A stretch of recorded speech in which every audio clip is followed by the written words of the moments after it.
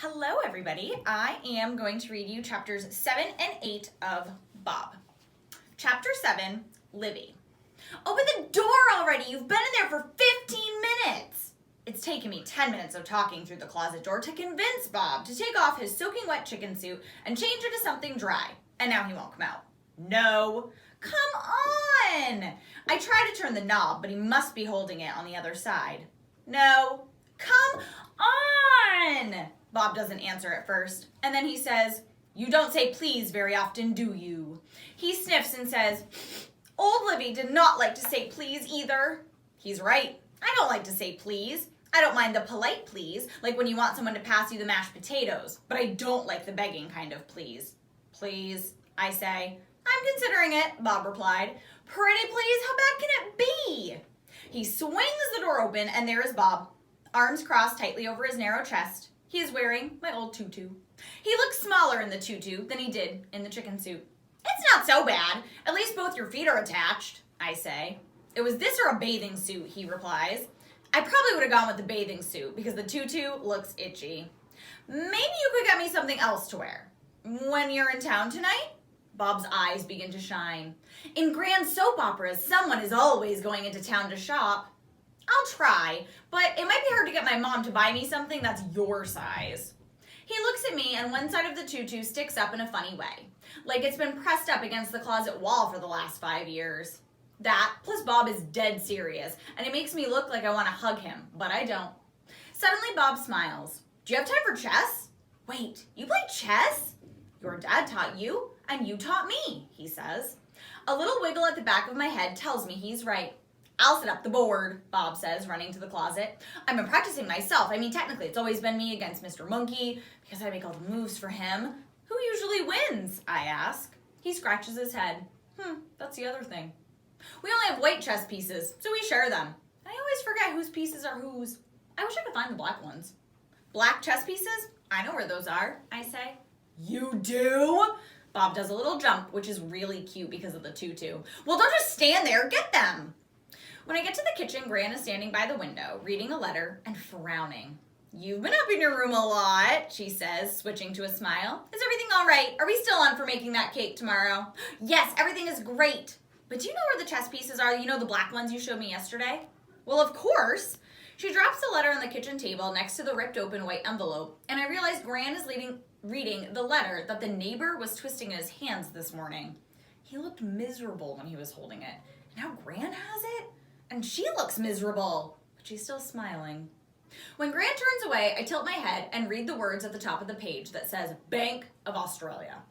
Gran holds the net bag of chess pieces out to me. "Do you remember trying to take these home last time? You had them all packed away in your backpack. It was the cutest little thing." "I did?" "Your mom found them at the last minute, and they've been sitting in my kitchen drawer ever since. I'd challenge you to a game, but I can't seem to find the white ones." Upstairs, Bob is sitting cross-legged on the floor of my room, with the chessboard in front of him. All the white pieces are resting on their squares, the important pieces in the back row, and pawns light up in the front. I start setting up my side of the board. Bob smiles at me and says, "Just like old times, you always have to be black." "It's lucky," I tell him. "Chess is not about luck," Bob says. "It's about recognizing the strength of the little guy." "What are you talking about?" He picks up the pawn and waves it around. Everyone underestimates the little guy. But the pawn is the key of the game. "Where are you getting this stuff?" His face grows more serious. "The pawn protects every other piece on the board, even though it can't make as many different moves. And if you get it to the other side of the board safely, why, it becomes much more powerful, like a knight or a queen." Then he slides his first pawn down to the center board from E2 to E4. And he says, "Let's see what you've learned in 5 years. So I move my own pawn out to C5 and watch his eyes get big when he realizes I'm doing the Sicilian defense. I grin. "Game on, my not zombie friend." He beams. "You are a much better opponent than Mr. Monkey." We've barely gotten started when I hear Mom calling up the stairs. It's time to go up to town. Bob looks up. "Don't forget, I need something to wear." "I will try," I say. "Don't forget about me," he adds. "I won't," I tell him. "Promise?" "Promise." He picks back up the black pawn from the board and hands it to me. "Here, put this in your pocket," he says. "Why?" "I don't know why, but it's important, and it's what he always did before." "Bob, I was 5. I probably did a lot of things for no reason." Please do it. Fine. So I lean over and swipe a different black pawn from the board. No, this one. The one with the chip on the bottom. He actually looks kind of worried, so I take this special pawn from him and stick it in the front pocket of my jeans and give him a quick hug. Bob is a very good hugger. His arms go around my middle, and he looks up at me with those eyes that remind me of Joni, our neighbor's German Shepherd back home. Sometimes when I'm sitting on my porch, Joni comes over and puts her little chin on my knee and looks at me, just like Bob. Mom calls her Lonely Joan, but I don't think Joan is lonely. I think she just has a way of knowing when a person needs cheering up. So I pat the pocket with the chess pawn in it. I'll be back soon, Bob, as soon as I can, and then I'll finish beating you at chess. Now, I thought town would be a big place like ours back home. You know, shops, stores, restaurants, a movie theater. But Grandstown is one street, with a stretch of stores on one side of the road and nothing but dirt and dead grass on the other. We start at one end and work slowly, stopping at each and every shop, where Grant introduces us to whoever is behind the cash. Beth Ann did her 4 o'clock crying in her car, so she's smiling now, and even willing to be passed over the counter and held by whoever is standing there. Do we have to go to every single place? I whispered to Mom in the wool shop, because yarn is boring. Yes, we do. Gran is showing us around to her people. Showing the baby around is more like it, but I cheer up a little when the third store sells clothes, because I wanted to go to a clothing store. I know I did, but I can't really remember why. Can I get something? I asked Mom. Maybe. What do you want? She says. But I can't remember. So I look around at all the stuff. Nothing fancy, just different kinds of t-shirts, a few handmade things in baskets. Can't even remember why I wanted to come here in the first place. It's like I'm reaching for something in my brain that's not even there. And then Mom says the baby needs her diaper changed right now. And we're leaving the store before I can figure it out. I wait with Gran while Mom changes the baby in the back of the car. Gran keeps looking across the road at the field of brown grass. It's cut very short. Back home, I love walking on cut grass with my bare feet, but this grass, looks like it would hurt. When Mom gets back with Beth Ann, we start moving faster because it turns out that a few of the stores have shut down. Gran stops in front of each one and tells Mom when it went out of business. The bookstore closed last summer. Miss Penn, who used to run it, is living on next to nothing now. She always knew what book I needed to read. And the antique shop closed just a few weeks ago. Who has money for knickknacks these days? I perk up when we walk into what Gran calls the lolly shop. There's candy in big jugs all over the place. Thank goodness people can always find some change for something sweet. The lady behind the counter hugs Mom, holds out her arms for the baby, and calls to me that I can pick out any 3 things that I want. So I walk slowly from bin to bin, taking a square caramel in a clear wrapper, because caramels are my favorite. Then a sour cherry ball, because they last a long time. But I'm still thinking on the 3rd thing. I should pick when the lady calls out, "Oh, I moved the licorice, dear. It's in the corner now." And she points. I hate licorice. Why is she telling me where the licorice is? I kind of smile at her, and I keep walking. Chocolate? Gummy frog, maybe? "Don't be shy. I know the licorice is your favorite," she calls again. Mom is smiling at me in a funny way because she knows I hate licorice. We both know that the lady behind the counter must be mixing me up with somebody else's granddaughter who probably visited a long time ago too. But now that Mom is looking, I'll have to do the polite thing and just take one. Which means no chocolate or gummy frog. "No charge for those," the lady says happily when I have all 3 pieces in my hand. The caramel, the sour cherry ball, and the dreaded licorice. But Gran Nichols insists on paying for the candy. "Put those in your pocket for later," Mom tells me when we step outside. "No candy until after dinner." So we finally get to the town's one restaurant at the end of the street. It's really just a square room full of square tables, each one covered with a white paper tablecloth that hangs down on the side. There's a little jar of loose crayons on each table, and Mom gives a loud whoop and hugs the waitress hello for a very long time. And then a girl about my age comes through the swinging door with a basket of bread, which she puts at our table. "I don't suppose you 2 remember each other," Gran says, smiling at the girl. We both get shy, and the waitress says to me, "I still got your drawing up, you know." "My what?" Mom says, "Oh, how wonderful, let's see." And she rubs my back as we walk toward one of the walls, which I now see is covered with crayon drawings of paper tablecloths. "I hang only the best," the waitress says. But now I'm wondering if maybe she's not the waitress. Maybe she owns the place. Or maybe the girl standing next to me is her daughter? She points to a rectangle of paper that's printed to the wall with 4 blue tacks. I glance at either drawing on the wall. Some of them are really good, but this one, not so much. It's baby stuff. You know, a picture on a farm and 2 stick-figure girls with curly lines of her hair in bright pink and purple triangle dresses, yellow sun, and green grass. The usual. Look at all that delicious green grass, Gran says. The waitress looks at her and says, Dad told me that letter came by our place by accident. Is it from the bank? That twisted envelope. These are Gran's neighbors. But Gran replies, never mind that. My family is here, and tonight is for celebrating and nothing else. Livy, do you see who drew that gorgeous work of art? She points down at the bottom where it says Livy in big blue letters and Sarah in purple ones. I look at the girl again. I bet she's Sarah. She's not looking at the picture, though. She's looking at her feet. Remember the weekend you two spent together, the waitress asked? Sarah spent the day with you at your Gran's, and the next day you both came here and helped out. Sarah asked about you for the longest time once you left. When's Livy coming back? When's Livy coming back? She would always say. I glance at Sarah and see her face is red. Hi again, I say to her. Hi, she whispers. Gran and Mom walk over to our table and get the baby all set in her bundle chair, which is her favorite place to sit, drool, and play with her fingers. It feels better with Sarah as soon as the adults stop staring at us. It's weird that we drew this because I don't remember it, I say to her. Me neither. Even though I see it every day, I guess it's kind of cute, she replies.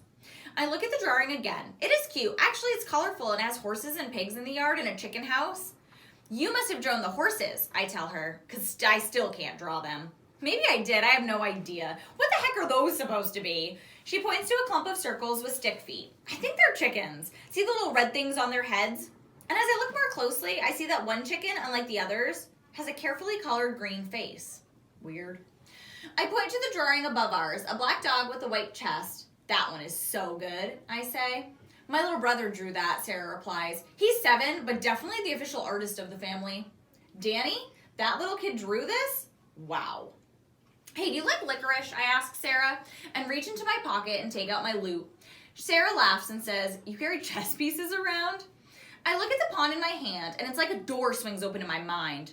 Bob. Bob is the green chicken in our drawing. Bob is the one I was supposed to buy clothes for, and I promised, and then I forgot again. But I turned to Sarah, because obviously we were friends when I was here last time, and maybe I told her something. It would be kind of great to have a partner, because I can't leave Bob here alone again, and I don't actually have any idea how to get him home with me. Do you know Bob? I ask. Who? Bob? I wave one finger at the paper. What, Bob a horse? I hate to tell you, but he might be gone now. Some people had to ship off their horses because of the drought. Oh. I'm really sorry, she says, and then our moms call us to dinner. Can I run back to the store with the clothes? I remembered what I wanted. I'll be right back. No, Livy, we are eating now. Please, I'm cold. Sarah can loan you a jumper, Sarah's mom says. She keeps an extra one in the back. Now, jumper is Australian for sweatshirt, and it's hot in the restaurant, so I'm pretty miserable getting into her red hoodie, wondering how I could have forgotten Bob again. I stick the pawn in one pocket, along with the candy Sarah and I didn't have a chance to sneak. Sarah takes the chair next to mine, and she isn't shy anymore. In fact, she talks a lot. We're the only customers in the restaurant except for the older couple at a table by the front. I guess that means business isn't too good. Our moms start telling us stories about the crazy stuff boys in their class used to do, and Sarah and I keep laughing. It's cool. It cools off as it gets later, so I'm happy for the sweatshirt. Our moms talk and take about 100 different pictures of us. After dinner, Sarah and her mom walk us back up the road to our car, and Mom asks if I still want to get something at the store. A t-shirt or something. It's not too late if you want to look. I shrug and look into the store window as we pass by. Did I want a t-shirt? Why did I want a t-shirt? Mom says the candy's for after dinner, and since this is after dinner, I reach into my pocket and come out with the caramel sour cherry ball, the licorice, and the chess piece. You know, the black pawn. The name comes back to me in a flash. Bob, and I realize I've forgotten all about him. Again. Hey, you never told me about the chess piece. Is that your lucky charm? I stare at the pawn, and I finally get it. Something is wrong. Chapter 8, Bob. I learned a lot of things today on my adventure with Livy, but here's what I learned after she left. If you put a wet chicken suit in the clothes dryer, all the feathers will come off, and the whole thing will shrink into a little ball. The car pulls up outside just as I've rescued the last feather from the lint trap. The tutu's scratchy on my legs as I climb up the stairs with a mess in my arms. If I were Superman, I could have used my heat lasers to dry it off and it would be good as new. I wait in the closet. Waiting in the closet is not so bad when you know someone will soon be opening it. Plus, there's a big kind of relaxing here. Like I don't have to worry about anything other than what's inside my head. I like filling my head. So I flip the dictionary open to you. Now that I know where the light cord is, There'll be no stopping me. So I get up to about unicorn before Livy swings open the door so wide the doorknob bangs opposite the wall. Well, that's gonna leave a mark, I say, shutting the door. We can cross unicorn off the list of things I might be. I could have told you that, she says. So I hurry over to the bed to open the bag of clothes that no doubt is waiting for me. Except for there is no bag. I purse my lips at her and wait for an explanation. So you'll never guess what happened to me in town, Livy says. This better be good. I forgot about you. She kind of looks like she's excited about that, which is a little more annoying. I forgot again, she repeats. I start to gnash my teeth, but my teeth are already small and stubby. Put my hands on my hips instead and say, and why are you happy about forgetting me? She shakes her head and says, no, I'm not happy about that part. And now I think I understand why I forgot you the first time. I mean, I know I was really young, but let's face it, you're memorable. I have to agree there. I always have thought I am pretty remarkable as far as mysterious creatures go. She begins to pace the room. When we left for dinner, I was thinking about you and the chicken house and the clothes you wanted, but by the time we got to town, I forgot. All of it? She nods. I reach up and lay the back of my hand to Livy's forehead. Do you have a fever? She shakes her head. No, listen, it's not like that. I think it's actually you. You have a gift. I think that you are magic. Oh, great. So my magic is about people not being able to remember me? What kind of stinky magical gift is that? It's not so bad, she insists. It protects you from strangers, right? I guess. But it makes you forget me. Yeah, I guess it would. But I have something that reminds me. And then she dives into her pocket and pulls out, triumphantly, to reveal to me the chess piece. I try to keep up. So the chip black pawn from the H7 square makes you remember me? Yup. I must have figured it out when I was little. Gran said I tried to take home them all. And then, when I hold it, I remember you.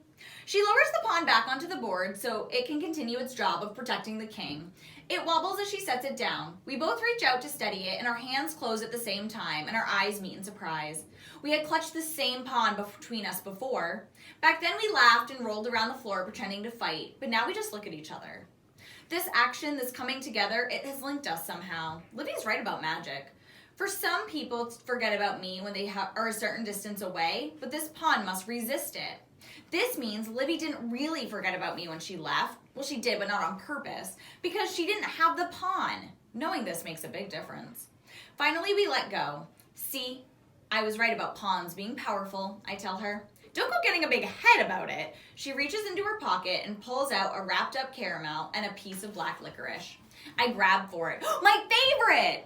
Wait, the lady at the candy store said I used to get it all the time. I nod, chewing happily. You did. You would bring it back every time you went into town. You tried it once and said it tasted like dirt.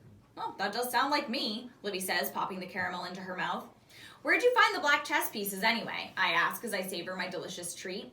They were downstairs with a bunch of other stuff Gran put out to show me. There was a green elephant, too, and Rufus? I jump up. Gran found Rufus! I'm not sure. I didn't really ask his name. Green and soft and about the size of my head. Long trunk. I stare at my nose and then swing my arm out like a trunk. Sounds like the one, she says. I'm halfway out the door before she yanks me back. Hold on there, mister. Whoop, sorry. Will you get him for me? Now? Yes, please. So I wait by the door, hopping up and down. Rufus is back! Rufus is back! I should probably act my age and not get so excited about a stuffy. And then she walks in with him. Rufus! I snatch him from her arms and hug him tight and sniff his head. He smells the same, like cake in the outdoors. Livy half smiles and half rolls her eyes. I'm glad you haven't found your stuffed animal. Oh no, he's not mine. Rufus is yours. Mine? I don't think so. I've never really been an elephant person. What a hurtful thing to say. I hug him back. But when you're soaking wet in the chicken house, you had him in your arms. I did? She takes a step back in surprise. He was wet too. Wait, Rufus was wet? Livy steps over to the window that looks out into her yard. Her back is to me for a very long time. When she turns around, her eyes are wide. There's only one place in Gran's yard Rufus could have went and have been wet. I think he fell in the well.